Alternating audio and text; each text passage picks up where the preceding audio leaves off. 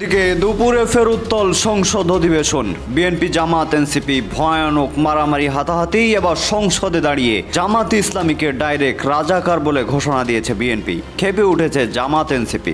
আজ থেকে শুরু হলো জামাত বিএনপি কঠিন যুদ্ধ। সংসদ সদস্য আপনারা বসুন। The matter already been decided এবং আমি একটা সময় নির্ধারণ করে দিয়েছি।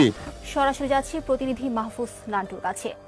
আপনাকে শুরুতে যদি বলে রাখি এবং দর্শকদের যদি একটু জানায় যে সংসদ তৈরির পর থেকে এমন কাহিনী কিন্তু বাংলাদেশের মানুষ দেখেনি।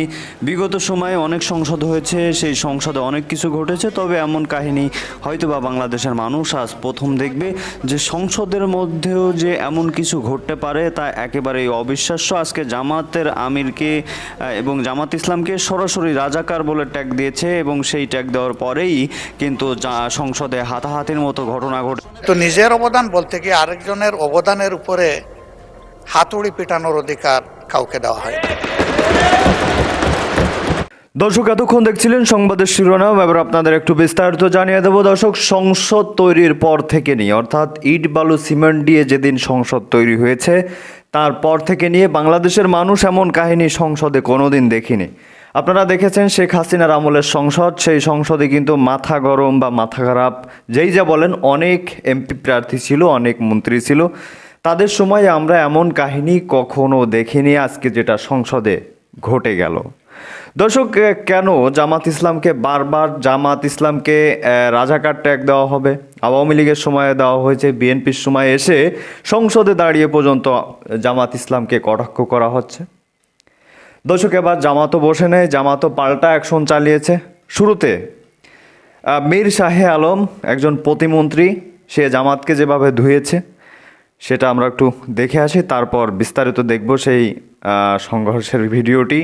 আশা করি সঙ্গেই থাকবেন। তবে এ বিষয়ে আপনাদের মতামত জানাবেন যে জামাত, বর্তমান জামাতকে আসলেই রাজাকার বা বর্তমান জামাত কি আসলেই অপরাধে? আপনার কি মনে হয় কমেন্টে একটু জানান। আর হ্যাঁ, অবশ্যই প্রতিজনে এক একটা করে লাইক দিবেন, লাইক দেওয়া ছাড়া আজকে যাবেন না। তো দর্শক, চলুন ভিডিওটি দেখে আসে, আশা করি সঙ্গেই থাকবেন। এনসিপির এক নেতা বাইরে বক্তৃতায় বলেছেন জুলাই আগস্টের আন্দোলনের মাননীয় সদস্যবৃন্দ, বক্তার বক্তব্যে কোনো বাধা দেবেন না।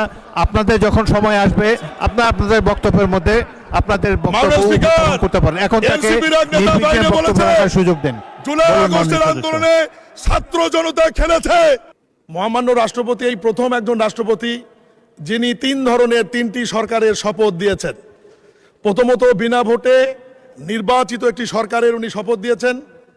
দ্বিতীয়ত সংবিধানে নাই, কিন্তু আন্দোলনের মাধ্যমে একটি অন্তর্বর্তীকালীন সরকার এসেছে ডক্টর মোহাম্মদ ইউনূসের নেতৃত্বে। সেই অন্তর্বর্তীকালীন সরকারের উনি শপথ দিয়েছেন। সর্বশেষ জনগণের ভোটে অবাধ, সুষ্ঠু, নিরপেক্ষ নির্বাচনের মাধ্যমে নির্বাচিত মানুষের বহু আকাঙ্ক্ষিত একটি সরকার, যেটি মাননীয় প্রধানমন্ত্রী জনাব তারেক রহমানের নেতৃত্বে গঠিত হয়েছে, সেই সরকারের উনি শপথ দিয়েছেন। মাননীয় স্পিকার, আজকের এই সংসদটি একটি অনন্য বৈশিষ্ট্যর সংসদ, যে সংসদে 219 জন নতুন সংসদ সদস্য। এর মধ্যে সংসদ নেতা মাননীয় প্রধানমন্ত্রী নিজেও প্রথমবারের মতো নির্বাচিত হয়ে এসেছেন এবং মাননীয় বিরোধী দলের নেতা তিনিও প্রথমবারের মতো সংসদে নির্বাচিত হয়ে আসছেন। আমি নিজেও প্রথমবারের মতো নির্বাচিত হয়ে এই সংসদে এসেছি। এই সংসদে 219 জন নতুনের মধ্যে আমাদের বিএনপি থেকে নির্বাচিত 146 জন নতুন সংসদ সদস্য হিসেবে আমরা নির্বাচিত হয়ে আসছি। রাষ্ট্রপতি ভাষণের উপর আলোচনার পূর্বে আমি যেহেতু বগুড়া থেকে নির্বাচিত, বগুড়ার 2-1টি কথার আলোচনায় না নিয়ে আসলে বগুড়ার মানুষের কাছে জবাবদিহি করতে হবে মাননীয় স্পিকার। এই কারণে আমি প্রধানমন্ত্রীর উপস্থিতিতে মন্ত্রী পরিষদের সদস্যদের বলতে চাই, বগুড়া জেলা বিগত 19 বছর উন্নয়ন বঞ্চিত একটি জেলা। কারণ শহীদ রাষ্ট্রপতি জিয়াউর রহমানের জন্মস্থান, বেগম খালেদা জিয়া সেখান থেকে বারবার নির্বাচিত হয়েছে এবং বর্তমান প্রধানমন্ত্রী জনাব তারেক রহমানের জন্মস্থান হবার কারণে বিগত সরকার, বিনা ভোটের স্বৈরাচার সরকার, বগুড়ার দিকে কোনোদিন চোখ তুলে তাকায়নি। এই কারণে আমি অনুরোধ করব যে প্রকল্পগুলি চলমান আছে, যেমন বগুড়ার বিমানবন্দর, সিরাজগঞ্জ থেকে বগুড়া পর্যন্ত রেল সেতু, বগুড়ার বিশ্ববিদ্যালয় সহ বগুড়ার যে জরুরি অবকাঠামো উন্নয়ন এবং উন্নয়নের রাস্তাঘাট সহ যে বিষয়গুলো সংশ্লিষ্ট মন্ত্রণালয়ে বিবেচনাধীন আছে, মাননীয় মন্ত্রীরা আপনারা দয়া করে বগুড়ার উন্নয়নের জন্য যা যা করার প্রয়োজন 19 বছরের ঘাটতিগুলি, 19 বছরের অনুন্নয়নের বিষয়গুলি আমলে নিয়ে জরুরি ভিত্তিতে এ ব্যাপারে পদক্ষেপ গ্রহণ করার জন্য অনুরোধ করছি। আজকের এই মহান সংসদে আমি দাঁড়িয়ে একটি কথা বলতে চাই। মাননীয় প্রধানমন্ত্রী দূরদৃষ্টিতা, মাননীয় স্পিকার আপনাকে নিয়োগ, আপনি ওই চেয়ারে বসে আছেন মানে 1971 বসে আছে। আপনি হচ্ছে বীর মুক্তিযোদ্ধা, বীর বিক্রম। আপনাকে দেখলেই অনেকের ভালো লাগবে, অনেকের হয়তো ভালো লাগবে না, কিন্তু আপনি 1971 সালকে রিপ্রেজেন্টেটিভ করছেন এই মহান সংসদে দাঁড়িয়ে।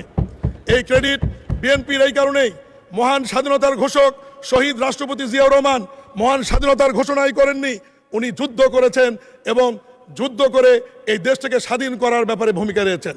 আজকে ট্রেজারি ব্রাঞ্চে, সরকারি দলের ব্রাঞ্চে আজকে আমাদের আনন্দের বিষয়, বহু মুক্তিযোদ্ধা আমাদের সামনে বসে, জয়নাল আবেদিন ফারুক, আমাদের মনিরুল হক চৌধুরী, আমাদের স্বাস্থ্যমন্ত্রী সাখাওয়াত হোসেন বকুল সহ অ্যাডভোকেট ফজলুর রহমানের মতো প্রথিতযশা স্বনামধন্য মুক্তিযোদ্ধা, আজকে গয়েশ্বরচন্দ্ররা, ইকবাল হাসান মাহমুদ টুকু সহ অনেক প্রথিতযশা স্বনামধন্য মুক্তিযোদ্ধা আজকে সরকারি দলের বেঞ্চে উপস্থিত, যেটি বিরোধী দলের মধ্যে খুঁজে পাওয়ার কোনো সুযোগ নাই। মাননীয় স্পিকার, মাননীয় সদস্য এক মিনিট। বিরোধী দলের বেঞ্চেও মুক্তিযোদ্ধা রয়েছেন, আমি নিজেই রণাঙ্গনে দেখেছি। গাজী নজরুল ইসলাম সাতক্ষীরা, তিনি একজন মুক্তিযোদ্ধা। Please continue.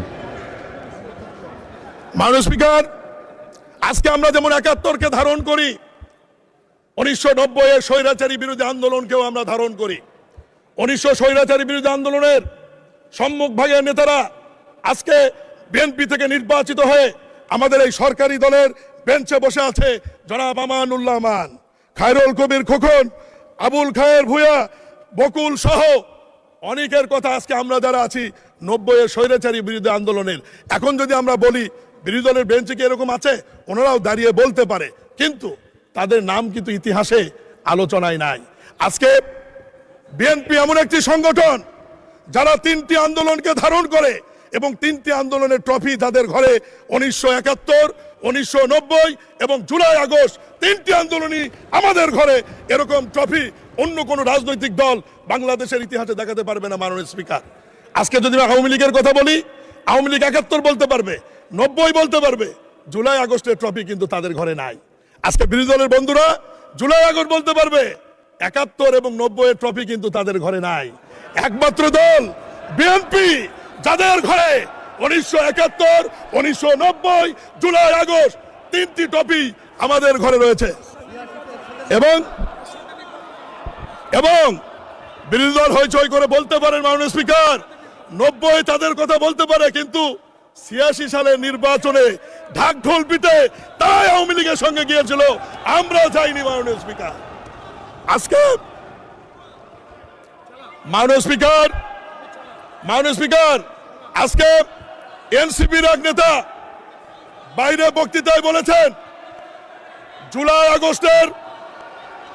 আগস্টের আন্দোলনের মাননীয় সদস্যবৃন্দ, বক্তার বক্তব্যে কোনো বাধা দেবেন না।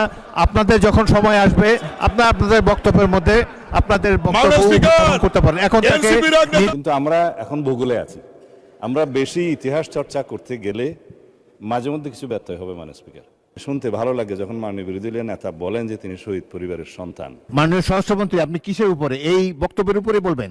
স্পিকার, আমি কোনো উত্তেজনা সৃষ্টি করব না, জি বলেন। সংসদের স্বার্থেই বলব। আমি বুঝতে পারছি মাননীয় স্পিকার আপনি কেন ভয় পাচ্ছেন দিতে, আপনাকে ধন্যবাদ। যে অ্যাটমসফিয়ারে আমরা এখানে আলাপ আলোচনা করি, মাঝে মধ্যে সেটা কিছু উত্তেজনা সৃষ্টি হবেই, সেটা স্বাভাবিক। আমাদের মাননীয় সংসদ সদস্য অত্যন্ত বয়স্ক এবং ইতিহাসে সমৃদ্ধ, কিন্তু আমরা এখন ভূগোলে আছি, আমরা বেশি ইতিহাস চর্চা করতে গেলে মাঝে মধ্যে কিছু ব্যত্যয় হবে। মাননীয় স্পিকার, আপনি স্বাধীনতা যুদ্ধের একজন বটবৃক্ষ, তিনিও একজন মুক্তিযোদ্ধা। আমার মাঝে মধ্যে শুনতে ভালো লাগে যখন মাননীয় বিরোধী দলের নেতা বলেন যে তিনি শহীদ পরিবারের সন্তান। আমরা এটাকে ধারণ করি, কয়েকজন মুক্তিযোদ্ধা, বীর মুক্তিযোদ্ধা বিরোধী দলে আছে, আপনি নিজেই স্বীকৃতি দিয়েছেন। কয়েকজন মুক্তিযোদ্ধা আছে। আমরা এখানে যখন জাতীয় মুক্তিযোদ্ধা কাউন্সিলের বিলটা পাশ করি, আপনার নিশ্চয়ই স্মরণে আছে, বিরোধী দল কিন্তু ওয়াকআউট করে নাই, এখানেই ছিল, না ভোটও দেয় নাই, এখানেই ছিল। সম্মতি মৌনতা সম্মতির লক্ষণ হিসেবে আমরা ধরে নিয়েছি। তৎকালীন রাজনৈতিক দলের উল্লেখ করে কয়েকটি রাজনৈতিক দল, আবার উত্তেজনা হোক সেটা চায় না, নাম নেব না, তাদের মুক্তিযোদ্ধা এবং মুক্তিযুদ্ধ এই দুই ডেফিনিশনের মধ্যে অন্তর্ভুক্ত করা হয়েছে। তারা তো সেটা স্বীকৃতি দিয়েছেন মাননীয় স্পিকার, আমরা ওখানেই থাকি। সুতরাং নতুন করে আমার মনে হয় যে মুক্তিযুদ্ধের ইতিহাসের ভিত্তিতে আমরা সবাই আলোচনা সমঝোতার মধ্য দিয়ে এই মহান জাতীয় সংসদের আমাদের সমস্ত কার্যবাহ আপনি মঙ্গলবারে না, আমি অসম্মত হচ্ছি না, আপনি আগে শুনবেন তো, লেট মি স্পিক। মাননীয় সদস্য একটু বসেন, আমরা উই আর কন্ডাক্টিং। বলেন মাননীয় স্পিকার, মঙ্গলবারের আলোচনার সাথে সম্মতি প্রকাশ করছি, ওনারা হয়তো মনে করছেন আমি বিরোধিতা করব না। যদি সংহতি প্রকাশ করেন তাহলে তো নতুন করে কথা বলার দরকার নেই। একটা কারেকশন দিচ্ছি। মাননীয় স্বরাষ্ট্রমন্ত্রী, আপনি যদি মঙ্গলবারের আলোচনার সাথে সংহতি প্রকাশ করেন, দয়া করে বসুন। আলোচনা যদি নির্ধারণ করতে চান তাহলে আপনাকে নোটিশটা একটু সংশোধন করে নিতে হবে, এটাই আমার বক্তব্য। মাননীয় স্বরাষ্ট্রমন্ত্রী, মাননীয় স্পিকার, আপনি এই বিধিতে মাননীয় সদস্য আপনারা বসুন, সেটা আপনি আগে সংশোধন 200-র বেশি সার্ভিস ও ফিচারে লেনদেনের সব বিকাশ অ্যাপে সম্ভব। করেন। মাননীয় সদস্যবৃন্দ আপনারা বসুন, মাননীয় স্বরাষ্ট্রমন্ত্রী আপনিও বসুন। আমার ডিসিশন অলরেডি হ্যাজ বিন প্রনাউন্সড। মাননীয় স্বরাষ্ট্রমন্ত্রী, my decision already has been প্রনাউন্সড। মাননীয় মেম্বার আপনারা বসুন, আমরা পরবর্তী কার্যসূচিতে যাচ্ছি। আপনারা বসুন, দয়া করে আপনারা বসুন। মাননীয় স্বরাষ্ট্রমন্ত্রী আপনি বসুন, মাননীয় সংসদ সদস্যগণ আপনারা বসুন। My decision has been pronounced. 31শে মার্চ নির্ধারণ করা হয়েছে। সর্বশেষ আলোচনার জন্য 2 ঘন্টা সময় থাকবে। ধন্যবাদ আপনাদেরকে, ধন্যবাদ।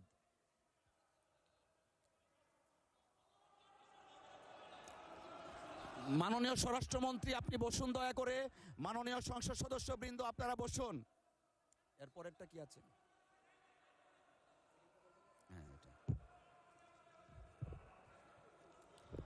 মাননীয় বিরোধী দলের নেতা, আমরা অলরেডি জানিয়ে দিয়েছি 31শে মার্চ অনুষ্ঠিত হচ্ছে। দয়া করে বসেন, আমরা পরবর্তী কার্যপ্রণালীতে যেতে চাচ্ছি। মাননীয় বিরোধী দলের নেতার মাইকটা একটু দেখি। না, আমি বলছিলাম যে আপনি রুলিং দেওয়ার পরে এই বিষয়ের উপরে আর কোনো কথা চলে না। ধন্যবাদ, ধন্যবাদ মাননীয় বিরোধী দলের নেতা, আপনি দয়া করে বসুন। আমি আবারও উল্লেখ করছি, আগামী 31শে মার্চ রোজ মঙ্গলবার দিনের সর্বশেষ বিষয় হিসাবে 2 ঘন্টা কাল বিরোধী দলের নেতার মুলতবি প্রস্তাবটি আলোচনার জন্য সময় নির্ধারণ করা হলো। ধন্যবাদ। আমরা পরবর্তী কার্যসূচিতে যাচ্ছি। তো দর্শক, দেখছিলেন খুব গুরুত্বপূর্ণ প্রতিবেদন। এতক্ষণ আমাদের সাথে থাকার জন্য, দেখার জন্য সবাইকে ধন্যবাদ জানাচ্ছি। দর্শক, এখন এ বিষয়ে আপনাদের মতামতকে একটু কমেন্টের মাধ্যমে জানিয়ে যান। আশা করি সম্পূর্ণ ভিডিও দেখে এবং শুনে বুঝেছেন যে কাহিনীটা কি। তো বেশি কথা বাড়াচ্ছি না, এতক্ষণ আমাদের সাথে সময় দেওয়ার জন্য, থাকার জন্য আপনাকে বিশেষ করে ধন্যবাদ জানাই। দর্শক, পরবর্তীতে থেকেও গুরুত্বপূর্ণ কিছু নিউজ আপডেট আসতে চলেছে, তো সেটা দেখার জন্য অবশ্যই চ্যানেলটি সাবস্ক্রাইব করুন। আর হ্যাঁ, শুধু সাবস্ক্রাইব করলে ভিডিও সময় মতো পাবেন না, তো পাশে রাখা বেল আইকনটিও বাজাতে হবে আপনাদের। তো ভালো থাকুন, সুস্থ থাকুন। আর পরবর্তী ভিডিও পেতে কী করতে হবে তা তো আমি আগেই বলেছি। এবার একটু সামাজিক কাজ করুন, সেটা হলো ভিডিওটি শেয়ার করে দিন। তো দর্শক, ভালো থাকুন, সুস্থ থাকুন, দেখা হচ্ছে খুব দ্রুত। আল্লাহ হাফেজ।